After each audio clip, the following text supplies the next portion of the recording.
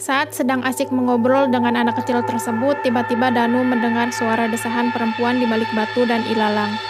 Danu yang penasaran segera menghampiri. Kebetulan posisi Danu dan batu itu tak terlalu jauh. Danu menggeram kesal dengan apa yang dia lihat di balik batu tersebut. Di balik batu itu ada sepasang muda-mudi. Mereka sedang berhubungan intim tak memakai busana.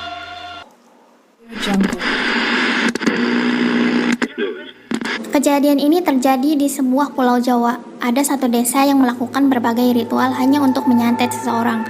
Menurut mereka itu adalah hal yang lumrah.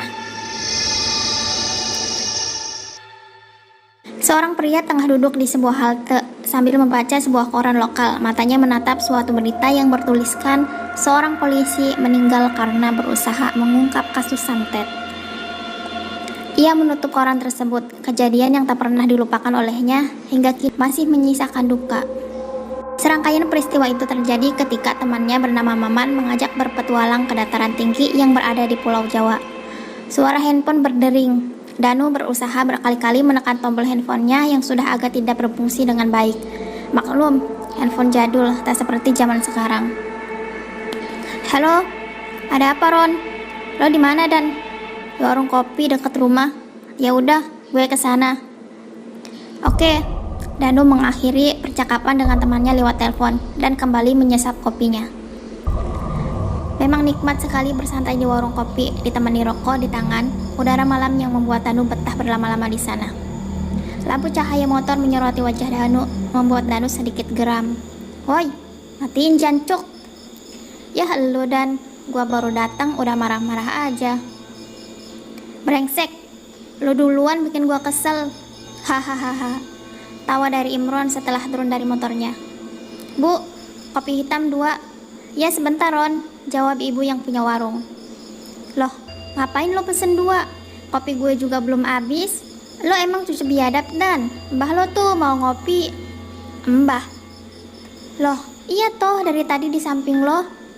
Danu baru menyadari bahwa Imron adalah anak mempunyai kelebihan melihat hal-hal gaib. Seringkali Imron mengatakan hal yang sama. Entah benar atau tidak, Danu tak begitu peduli. Lo ini sering banget ngomong kayak gitu ke gua.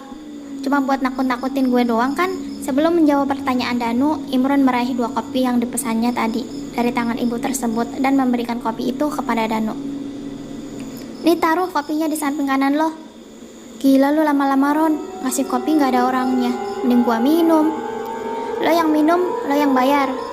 Ah, kampret. Daripada membayar kopi tersebut, Danu lebih memilih menuruti permintaan Imron dengan menaruh kopi di samping tempat ia duduk. Nah gitu. Tumben lo malam-malam kesini Ron, ada apa? Maman ngajakin kita ke rumah neneknya, katanya lagi sakit, yang di pedalaman gunung es itu. Sekalian refreshing lah, gimana? Boleh, siapa aja yang ikut? Gue udah ajak si Hani dan dia mau ikut. Coba lu ajak si Risa, biar temenin si Hani. Nanti gue coba ajak dia, gue juga mau ajak si Dani, kasihan dia diomelin ibu gue terus karena gak lulus-lulus kuliahnya. Hahaha. Ya kasihan tuh adek lo, mungkin dia butuh refreshing. Soalnya kata Maman, tempat neneknya katanya sih bagus, ada air terjunnya gitu. Pokoknya bikin kita bisa ngelupain masalah duniawi sejenak deh. Hahaha. Wah, mantap kalau gitu. Jadi kapan berangkatnya? Minggu depan katanya. Oh ya udah, nanti gue kabarin. Oke. Percakapan masih berlanjut, entah apa yang dibahas. Yang jelas waktu sudah menunjukkan pukul 10 malam. Gue balik dulu deh Dan, udah malam. Iya, gue juga mau balik. Coba lo lihat kopi di samping lo itu deh Dan.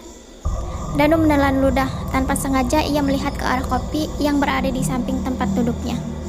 Kopinya habis, hanya tersisa hampasnya saja. Gimana? Tanya Imron sebelum tertawa terbahak-bahak melihat Danu yang terbirit-birit seolah ketakutan. Imron jancok. Hahaha, bocah goblok, siapa suruh gak percaya. Kenapa si Danu lari ketakutan gitu Ron? Tanya ibu warung. Enggak apa-apa bu. Saya pamit pulang dulu ya bu, kata Imron sambil memberikan sejumlah uang untuk membayar kopi yang ia pesan sebelumnya. Iya Ron, hati-hati. Siap bu. Kenapa lo? Kayak abis lo melari aja, tanya Dani. Dia adalah adik dari Danu, hanya berbeda beberapa jam waktu kelahiran dengan kakaknya Danu. Jadi tak heran, wajahnya mirip sekali. Yang membedakan adalah tinggi badan Dani lebih tinggi sedikit dari kakaknya. Imron, balas Danu dengan napas tersenggal. Dani terdiam sejenak setelah mengerti apa yang dimaksud oleh kakaknya. Ia langsung tertawa terbahak-bahak. Hahaha, siapa suruh lo ketawa?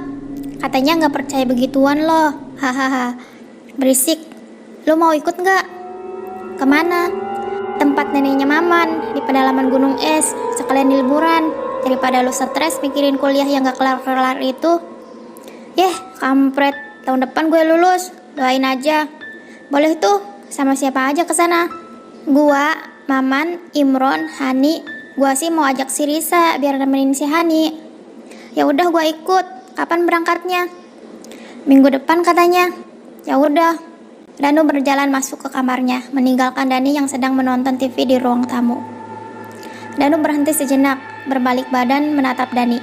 Lo emang boleh sama ibu untuk ikut? Boleh, bilang aja ada tugas kuliah. Ya udah lo atur deh. Danu kembali memasuki kamarnya dan terlelap dalam tidur karena emang dia lelah sekali. Tadi sore ia dan ayahnya habis menguras kolam ikan yang lumayan luas. Seminggu kemudian, semua sudah berkumpul di rumah Maman. Maman adalah anak orang kaya. Rumahnya begitu luas dan mewah. Beberapa mobil terparkir rapih di halaman rumahnya. Katanya ayahnya adalah seorang pengusaha, ibunya adalah seorang dokter. Tapi sudah sejak lama kami berteman dengan Maman belum pernah sekalipun bertemu dengan kedua orang tuanya. Tapi yang jelas ia dari keluarga mapan. Setelah semua siap, peralatan, semua membawa tas dan daypack berisi logistik, seperti hendak hiking. Berat banget tas gua, Cuk. Lebay banget lu, Dani, kata Danu. Brengsek lu ya jadi abang, gak pengertian banget. Di tas gua ada baju-baju lo nih, mau gua buang-buangin. Hehe, jangan dong. Udah deh, lu gak di mana-mana berantem, ucap Imron menengahi. Ya udah, kita langsung berangkat aja yuk, kata Maman dengan memasuki mobilnya terlebih dahulu. Yuk. Dani duduk di depan bersama Maman, sementara Imron dan Hani di belakang. Lalu di belakangnya lagi ada Danu dan Risa. Dani, lu jangan kentut ya, teriak Danu. Semua tertawa karena mengetahui kebiasaan Dani yang kentut tidak tahu tempat dan waktu. Mobil perlahan keluar dari halaman rumah Maman. Perjalanan memakan waktu sekitar 6 jam. Melewati beberapa kota, tidak ada keanehan selama perjalanan hingga sampai di tempat penitipan mobil. Mobil tidak bisa memasuki pedalaman gunung es karena jalannya tidak bisa dilewati kendaraan, hanya bisa berjalan kaki. Menurut Maman, rumah neneknya dari tempat penitipan mobil ini cukup jauh. Lagian ya Man, lo kan ini orang kaya, kenapa nggak beliin rumah itu di kota ini untuk nenek lo? Jadi kan nggak perlu tuh lo capek-capek jalan. Iya bener Man, kata Danu membenarkan perkataan Dani. Udah pernah gua beliin rumah di sekitar sini, tapi nggak maunya dia cuma pengen jauh dari riuhnya suasana. Emang lu gak takut nenek lu dimakan binatang buas? Karena dia kan sendirian di sini. Dia sudah biasa bertemu dengan binatang buas, cuma gak sampai dimakan nenek gua. Karena jelas nenek gua lahir di situ, umurnya aja udah 99 tahun. Awet juga umurnya Man. Ah, udahlah, ayo jalan sekarang.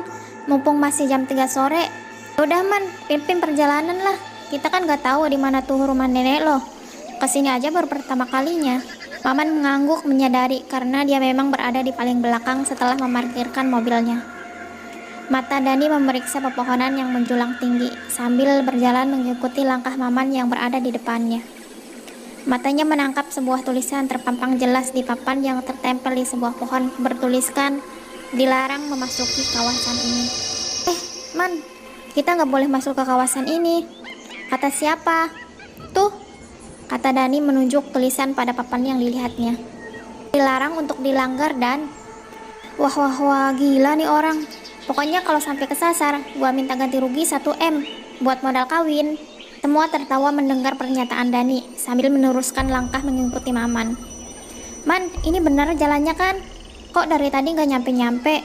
Keluh Dani. Iya Man, udah mau gelap nih. Mending kita istirahat dulu deh, Ani capek tuh, kata Imron. Ya udah, kita istirahat aja dulu. Lokasinya emang sedikit jauh, tapi gua tahu jalannya. Akhirnya mereka memutuskan untuk beristirahat sejenak di bawah rimbunnya pepohonan. Mereka menghidupkan suasana dengan bercanda dan bertukar cerita. Hingga maghrib tiba, Ada suatu kejanggalan yang Danu rasakan. Cuk, kalian denger nggak? Apaan?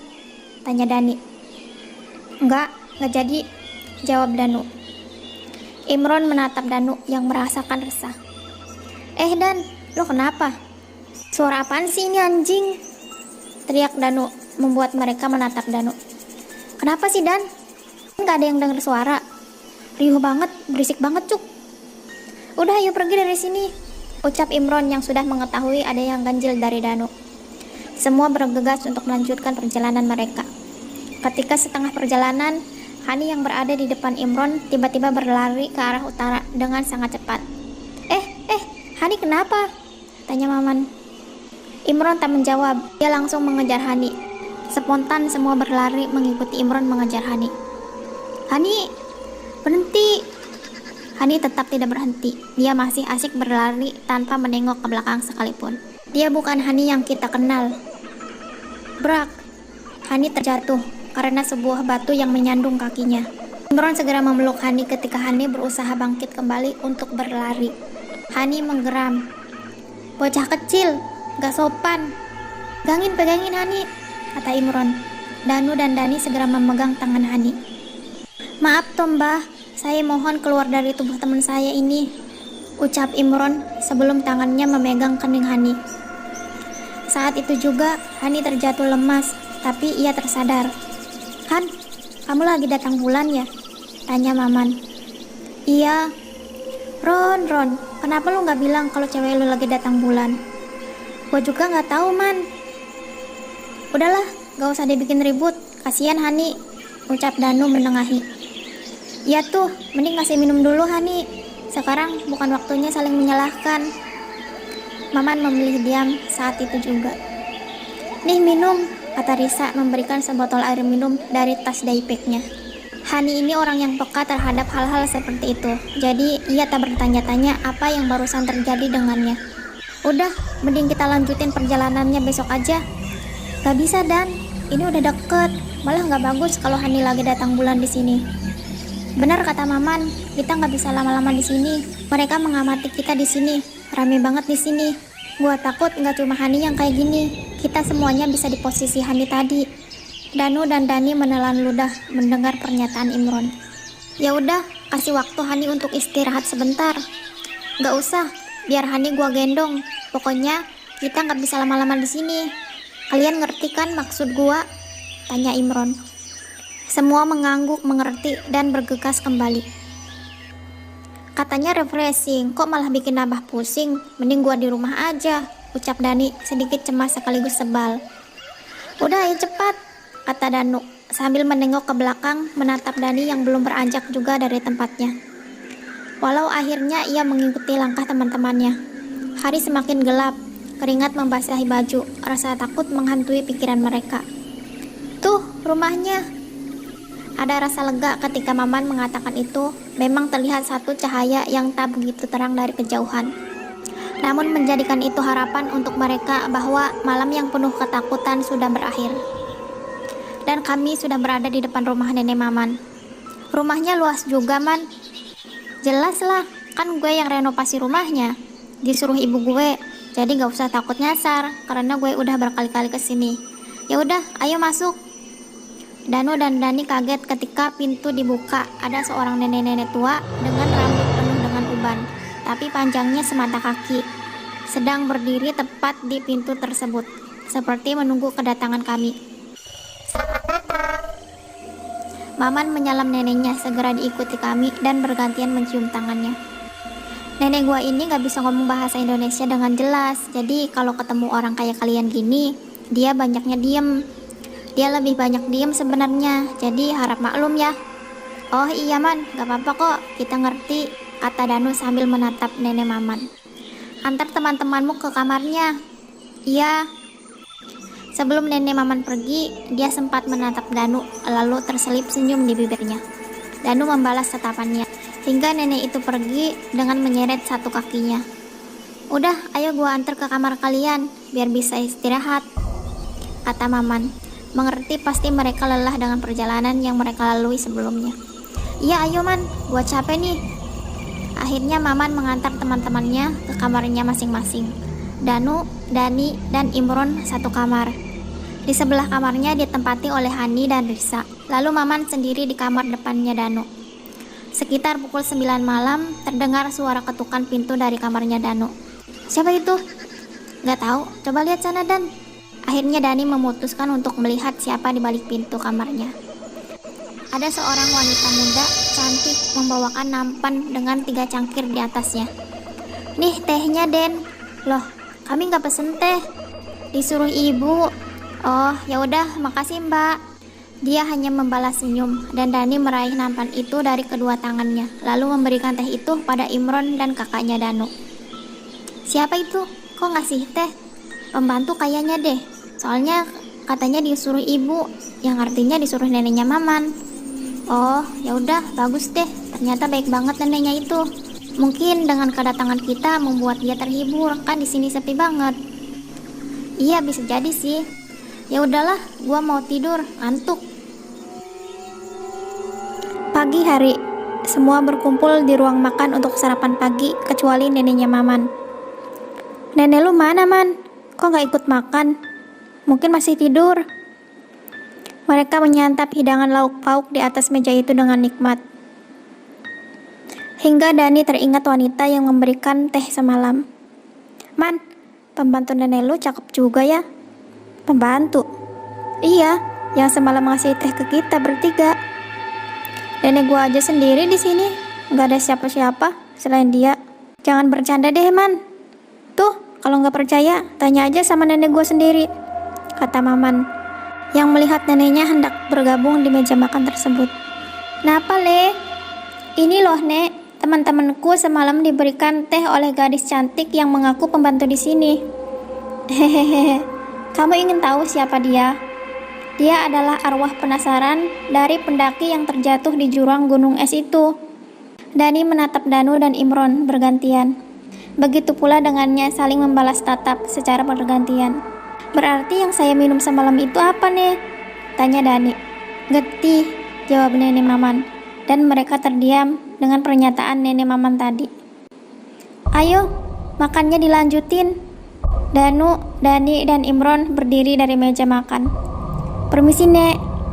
Kalian mau kemana? Bukannya dihabisin makanannya, mubazir. Gua gak nafsu makan, Man.